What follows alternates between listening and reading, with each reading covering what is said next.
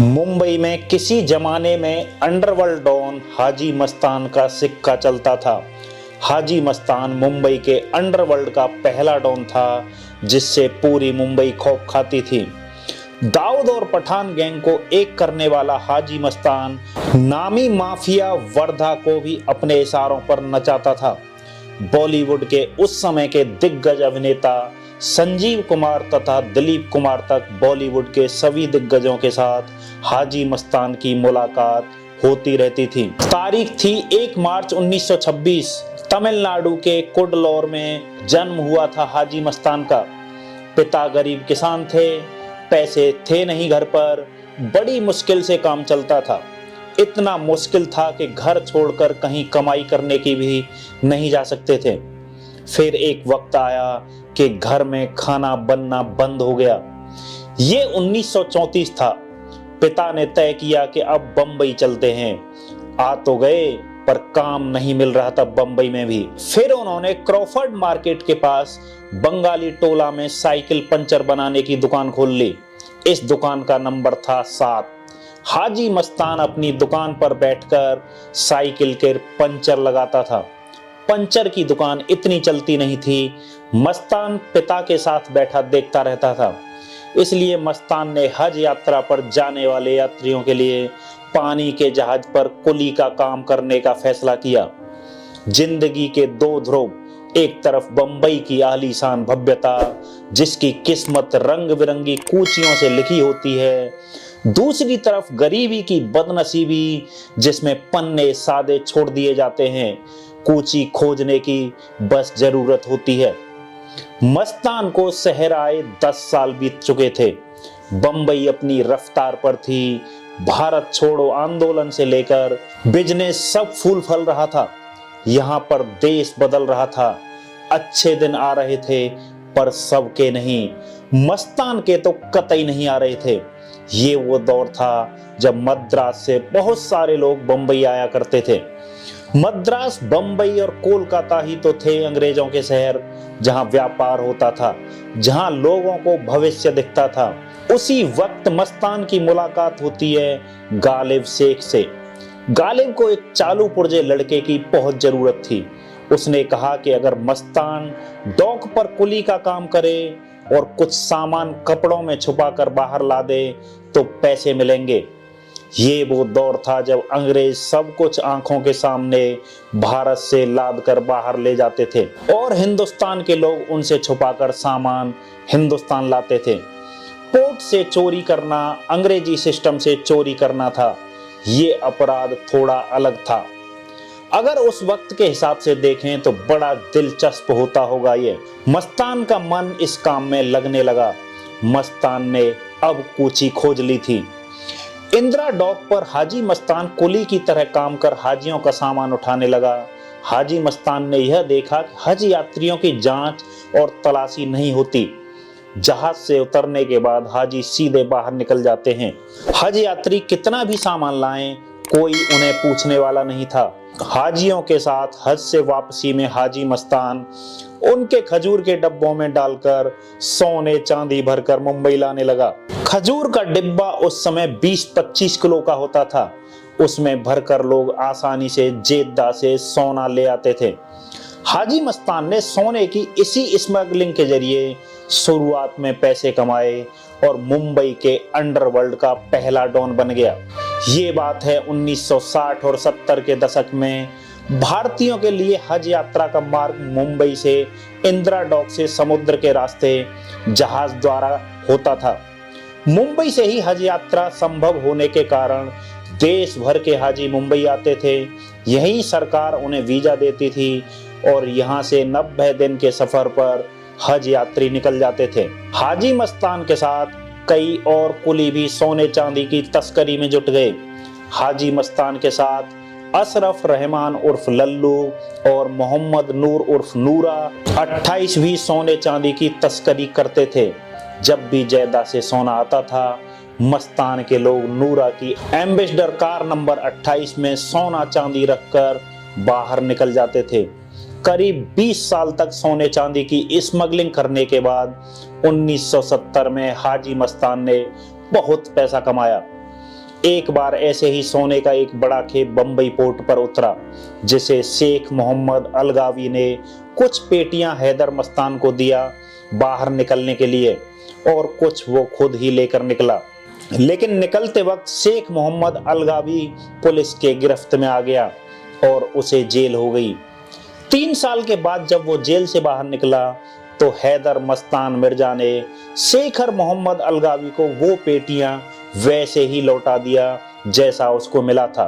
इस बात से शेख मोहम्मद अलगावी बहुत इम्प्रेस हुआ और उसमें से आधा सोना हैदर मस्तान मिर्जा को दे दिया। बस यहीं से हैदर मस्तान मिर्जा का वक्त बदल गया।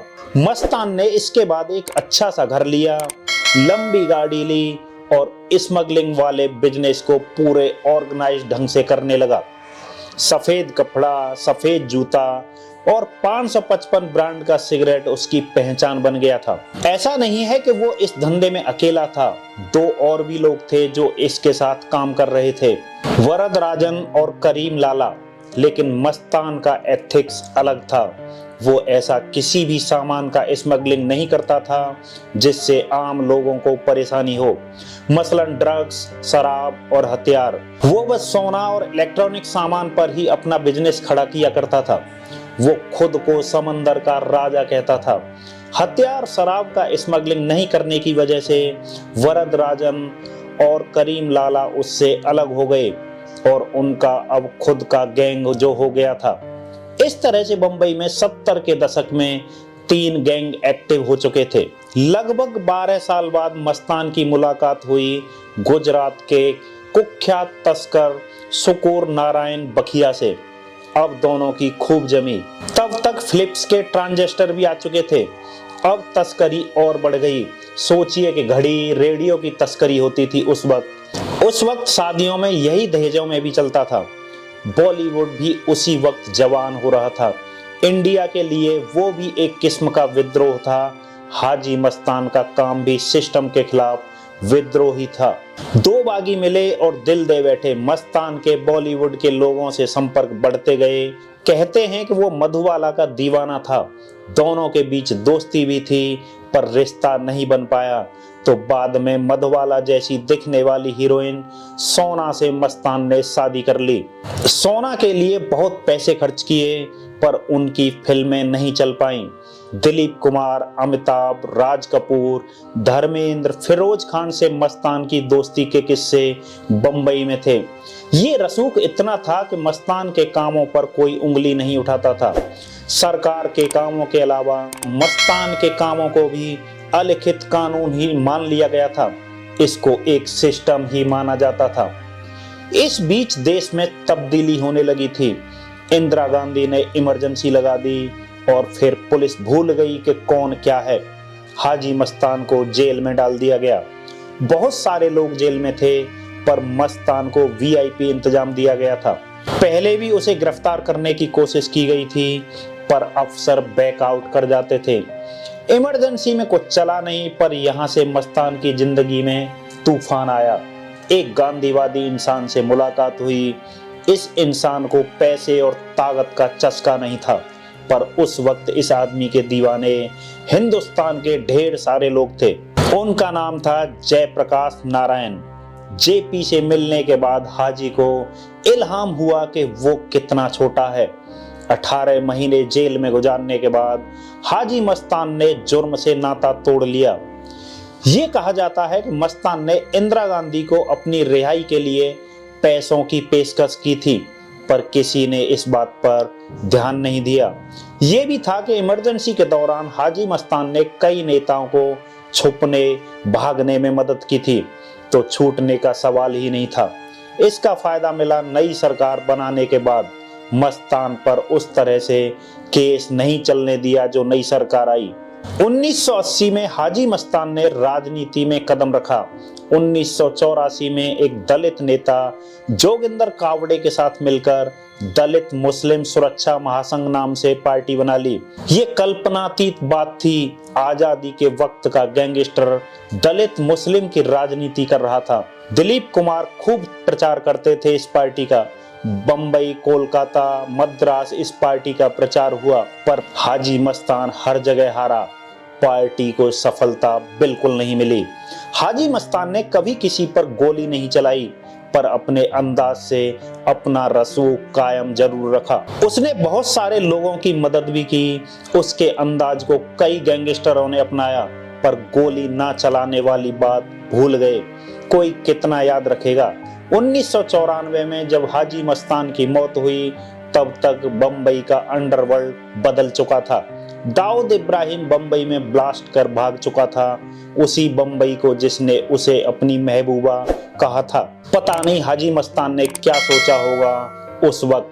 हाजी मस्तान ने सुंदर शेखर को गोद लिया था। सुंदर हिंदू ही रहे, हालांकि मस्तान उनको सुलेमान मिर्जा कहता था। सुंदर आज भी बंबई में रहते हैं। भारतीय माइनॉरिटी सुरक्षा महासंघ नाम से पार्टी चलाते हैं। सुंदर के मुताबिक संजय गांधी बंबई जब भी आते डैडी से मिलते थे। सुंदर ये भी कहते हैं कि एक कस्टम के अफसर ने परेशान कर दिया था डैडी को, तो उसका ट्रांसफर उन्होंने करा दिया था। जब वो अफसर जा रहा था तो डैडी एयरपोर्ट पर पहुंचे, प्लेन में चढ़े, अफसर को गुड बाय बोल के आए। ये चीजें हम फिल्मों में देख चुके हैं, पर उस वक्त जब ये हुआ होगा बड़ा ही अद्भुत लगा होगा। ये स्टाइल था डॉन हाजी मस्तान का। हाजी मस्तान की 3 बेटियां हैं, कमरू निसा, मेहरू निसा और शमशाद। 2 बंबई में और 1 लंदन में रहती हैं। शमशाद ने सुंदर के खिलाफ जंग छेड़ रखी है। कहती है कि सुंदर ने डैडी के नाम पर बहुत पैसा बना लिया है। हमें नहीं पता कि इसे गोद लिया भी गया था या नहीं। सोना मिर्जा की बेटी हसीन मिर्जा ने क्लेम किया है कि वो हाजी मस्तान की बेटी है। उनका कहना है कि 12 साल की उम्र में उनकी शादी नारिस हुसैन से जबरदस्ती करा दी गई। वो कहती हैं कि जूहू के पास एक बंगला उनको दे दिया जाए। डैडी ये बंगला उनको ही देना चाहते थे। सोना के मुताबिक कई बार उनका रेप हुआ है। उनकी मां ने भी उनके साथ अच्छा सलूक नहीं किया। आरोप है कि मां और पति ने इनको बहुत तबाह किया। ये मामला अब भी कोर्ट में लंबित है। ऐसा नहीं है कि हाजी मस्तान को गुड डॉन बैड डॉन की श्रेणी में लाया जा रहा है। ये बात है इमेज की, जो कि लोग कल्टीवेट कर लेते हैं। सारे गलत कामों पर इमेज पर्दा डाल देती है। जब तक ये समझ आए कि क्या हुआ था, एक युग बदल जाता है। हाजी मस्तान कभी भी खतरनाक गैंगस्टर नहीं रहा, स्मगलर रहा जिसने अपना रसूख बनाया, पर अंग्रेजी अखबारों ने उसकी गैंगस्टर वाली इमेज बना दी, जिसे उसने खूब एंजॉय किया। सफेद झकझक कपड़े, सफेद जूते जो राजकुमार की पहचान थे, वो मस्तान से ही आए थे। मतलब डॉन ऐसा जो फिल्मों को आइडिया देता था। तो दोस्तों, ये थी मुंबई के पहले डॉन हाजी मस्तान की पूरी कहानी। आपको ये कहानी कैसी लगी हमें कमेंट करके बताएं, और आपको हमारी मेहनत थोड़ी सी भी अच्छी लगी हो तो हमारे चैनल को सब्सक्राइब जरूर करें। मिलते हैं ऐसी ही किसी एक और स्टोरी के साथ। तब तक के लिए नमस्कार, बाय बाय।